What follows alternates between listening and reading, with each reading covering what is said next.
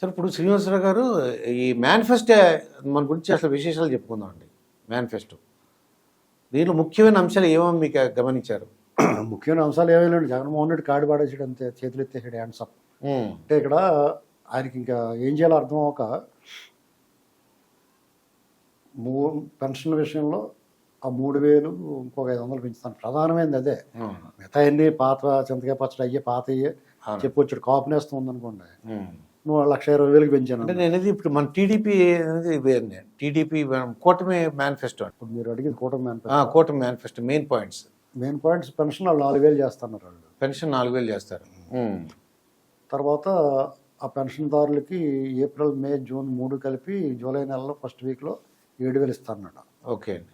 అది దానికి చాలామంది ఆకర్షితులు అవుతారు, అట్రాక్ట్ అవుతారు. అది బాగా పోయింది. అలాగే 3 సిలిండర్లు ఫ్రీగా ఇవ్వటం, మహిళలకి బస్సుల్లో ఫ్రీ అనేటువంటి వాళ్ళకి చాలా ఉపయోగం ఉంటుంది. ఎందుకంటే చదువుకునే పిల్లలు, కాలేజీలకు పోయి వాళ్ళు పిల్లలు ఎవరికైనా సరే వాళ్ళకి ఈ పాసలు గీసలు ఈ గోల ఉండదు. కొంచెం నెలకు కనీసం 700 మిగులుతుంది. అలాగే ఇప్పుడు చుట్టుపక్కల పల్లెల్లో కూరగాయలు పండించుకుని పట్టణాలకు వెళ్ళి అమ్ముకుని వాళ్ళు ఉంటారు. ఆకుకూరలు కానీ, పళ్ళు కానీ, ఇలాంటి కూరగాయలు కానీ వాళ్ళకు కూడా ఈ బస్ ఛార్జీలు కలిసి రావటం. అలాగే అన్నా క్యాంటీన్లు పెడితే భోజనం అక్కడ చేసేచ్చు, టిఫిన్ అక్కడ చేసేచ్చు అంటే వాళ్ళకి దాదాపు నెలకు 2-3 వేలు మిగిలినట్టే. అది కూడా బాగా అట్రాక్టివ్గా ఉంది వాళ్ళకి.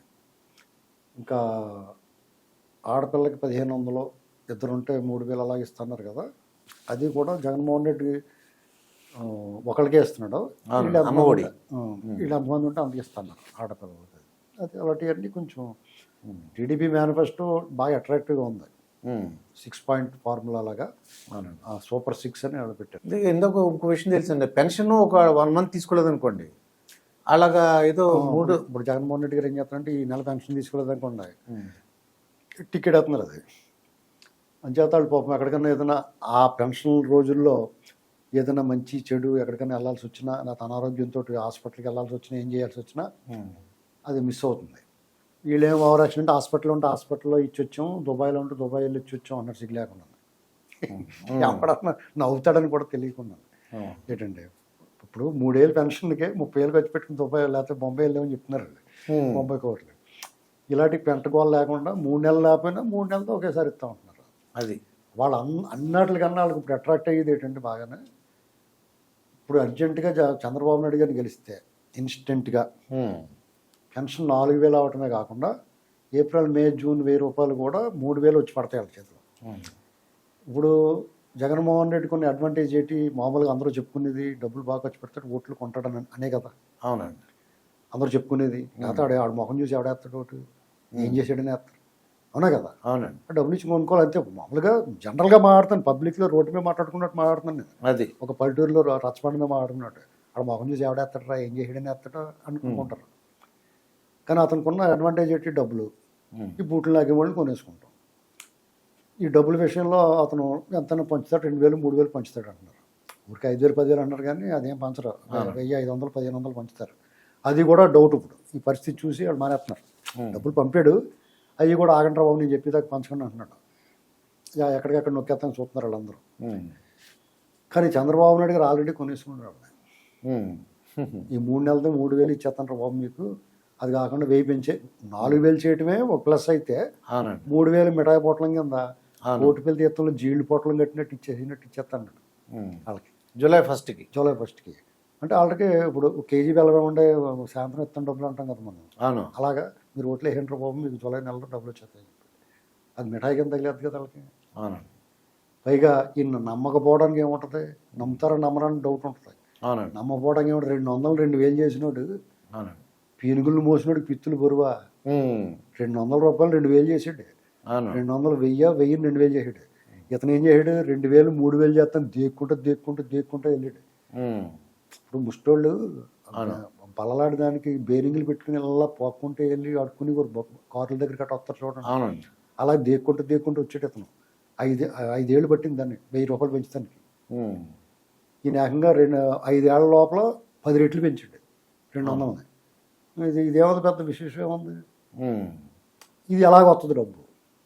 అతనంటే దొంగతనాలు చేసిన డబ్బులు ఇంట్లో పాడేసుకుంటాడు, అప్పులు తెచ్చి అందరూ 300 ఇంట్లో పాడేసుకుంటాడు. వీళ్ళు అలా కాదు. ఏదో రకంగా పరిశ్రమలో పెట్టుబడులు తీసుకొచ్చి ఆదాయం పెరిగే మార్గం చూసి సంపద సృష్టించి దాన్ని పంచుతారు. బుర్ర ఉన్నవాడికి బుర్ర లేనివాడికి అదే తేడా ఏంటండి. ఇప్పుడు ఒకడో ఒక ఆసామి ఇద్దరు కొడుకులు ఉంటారు. ఇద్దరికి చెరుకు 10,000 ఇచ్చాడు. ఒకడు ఏం చేయడు, ఆ 10,000 పట్టుకెళ్ళి ఆ జాంకాయలు మామిడికాయలు కొని మళ్ళీ అమ్మి 10,000ని 20,000 చేసాడు. ఇంకొకడు ఉన్నాడు పోరంబోకు, వాడు ఆ 10,000 ప్యాకెట్ వేసుకుని ఖర్చు పెట్టేసుకున్నాడు. ఇద్దరికి 10,000 ఉన్నాయి. దాన్ని వినియోగించిన తీరు, దాన్ని సంపాదించిన తీరు. వాళ్ళ నాన్నకి మళ్ళీ 10,000 పట్టుకెళ్ళి ఎవరికి ఇచ్చాడు సంపాదించినాడు. ఈ పోగొట్టేసినట్టు మళ్ళీ ఇంకో 10,000 ఇమ్మన్నాడు. ఫ్రెండ్స్ పార్టీ ఇచ్చేసాడు. వాడు మంచివాడు బాబు పార్టీ ఇచ్చాడు అంటారు, కానీ వీడు బోకైపోడు కదా. ఇది పరిస్థితి. అదే వైసీపీ పెట్టిన పథకాలన్నీ మళ్ళీ కంటిన్యూ అవుతాయి అంటారా? వాళ్ళు చెప్తున్నారు కదా కంటిన్యూ అవుతాయి. ఇప్పుడు ఆ నవరత్నాలు తప్ప కొత్తగా ఏమన్నాయి? అందులో కొద్దిగా ఇప్పుడు కాపు నేస్తం ఉందండి, 1,20,000 పెంచాను అన్నాడు. మళ్ళీ అందులో మెలిక ఈ 5 ఏళ్ళు ఇచ్చిన 60,000, ఈ 60,000 కలిపి 120 చెప్తున్నారు. ఇలాంటి మోసాలు అన్నీ నాలుగు ఏరియా అయితే ఉండదు. ఇప్పుడు జగన్మోహన్ రెడ్డి ఏం చేసినా ఆల్రెడీ లబ్ధిదారులు ఎవరు ఉన్నారో, ఎవరికైతే పొందుతున్నారో వాళ్ళకే ఇస్తాడు కదా, కొత్త వాళ్ళకి ఎవరికి ఇవ్వట్లేదు కదా. అవునా కదా. ఇప్పుడు వాళ్ళకి కూడా ఈ 9 రత్నాల్లో 3 రత్నాలకు ఒకరికి, 3 రత్నాలు ఒకరికి, 3 రత్నాలు ఒకరికి ఇచ్చి 9 మందికి ఇచ్చాను అన్నమాట. అంతే కదా. మీకు కావాలంటే ఎంక్వైరీ చేసుకోవచ్చు మీరు. ఇలాంటి పరిస్థితుల్లో కొత్తగా ఇప్పుడు చంద్రబాబు నాయుడు గారు ఈ కూటమి ప్రకటించిన దానికి అట్రాక్ట్ అవుతారు ఎవరైనా సరే. ఇది తినేసరి అయిపోయింది, ఇప్పుడు ఈ కౌంటర్లో అయిపోయింది, ఆ కౌంటర్లో ఏమున్నాయని చూస్తానికి వెళ్తారు కదా బఫే కౌంటర్లో. అవును, అంతే. ఇది వాలంటరీ వ్యవస్థ కూడా కంటిన్యూ అవుతుంది. వాళ్ళ శాలరీ వాలంటరీ వ్యవస్థకి చంద్రబాబు నాయుడు 10,000 ప్రకటించాడు. వాళ్ళు 5,000 అన్నారు.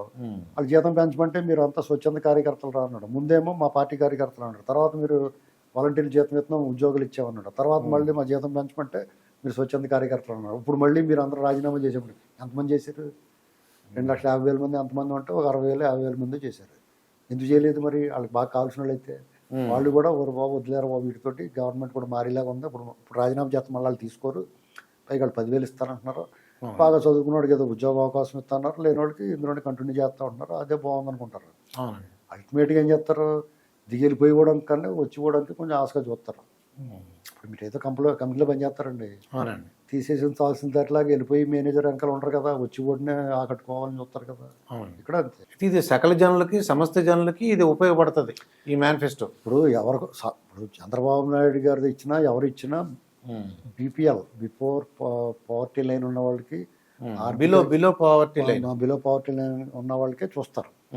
వీళ్ళు అంతే, వాళ్ళకన్నా వీళ్ళు ఎక్కువ ఇస్తారు. ఇంకో బస్సు ఫ్రీ అయితే అది బిలో పవర్టీ అందరికి. అలాంటి వీళ్ళది విశ్వజనీయం కింద ఉందా, అందరికీ పనికొచ్చి చేస్తాడు. ఆయన ఏంటంటే పర్టికులర్గా వాళ్ళ పార్టీ వాళ్ళకి, వాళ్ళకి కావాల్సిన వాళ్ళకి అనుకుంటాడు. ఇది కొంచెం దెబ్బ తగిలింది జగన్మోహన్ రెడ్డి గారు. ఎంత దారి తప్పింది అతను అంటే మితిమీరిన విశ్వాసం. అతను భ్రమలో ఉన్నాడు.